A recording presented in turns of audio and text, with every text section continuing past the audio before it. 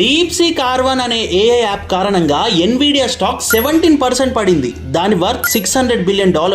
ఈ ఇన్సిడెంట్ ని మరో స్పుత్నిక్ మూమెంట్ అంటున్నారు. అసలు ఈ స్పుత్నిక్ మూమెంట్ అంటే ఏంటో ఈ షార్ట్ వీడియోలో మీకోసం. 1957లో సోవియట్ యూనియన్ ఫస్ట్ టైం ఒక ఆర్టిఫిషియల్ శాటిలైట్ ని ఎర్త్ ఆర్బిట్ కి పంపించింది. దాని పేరు స్పుత్నిక్ 1. దీని వల్ల టెక్నాలజీలో సూపర్ పవర్ గా ఎదుగుతుందనే భయంతో వెంటనే యుఎస్ 1958లో నాసాని స్టార్ట్ చేసింది. అప్పటి నుండి టెక్నాలజీ పరంగా కాంపిటీటర్ కంట్రీస్ అన్ఎక్స్పెక్టెడ్ అచీవ్మెంట్ చేసినప్పుడు యుఎస్ దాన్ని స్పుత్నిక్ మూమెంట్ అని పిలుస్తుంది. ఇది యుఎస్ కి వేకప్ కాల్ లాంటిది. రష్యా లైకా అనే డాగ్ ని స్పేస్ కి పంపినప్పుడు కూడా ఇలాగే పిలిచారు.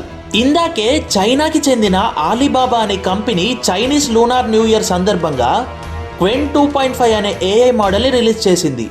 ఇది రీసెంట్ గా రిలీజ్ అయిన డీప్ సీక్ కంటే పవర్ఫుల్ అని క్లెయిమ్ చేస్తున్నారు. యుఎస్ఏ వాళ్ళు OpenAI, XAI, Meta AI develop చేస్తే వీటికి కాంపిటీషన్ గా చైనా వాళ్ళు క్వెన్, డీప్ సీక్ అండ్ కిమీని డెవలప్ చేశారు. ఈ స్పుత్నిక్ మూమెంట్ లో ఏ కంట్రీ విన్ అవుద్ది అనుకుంటున్నారు? ఇంతకీ డీప్ సీక్ యాప్ వాడుతున్నారా? అయితే ఎలా ఉందో కామెంట్ సెక్షన్ లో మెన్షన్ చేయండి. మరిన్ని ఇలాంటి ఇంట్రెస్టింగ్ టాపిక్స్ తెలుసుకోవాలంటే వెంటనే వైరల్ బాబాయ్ని సబ్స్క్రైబ్ చేయండి.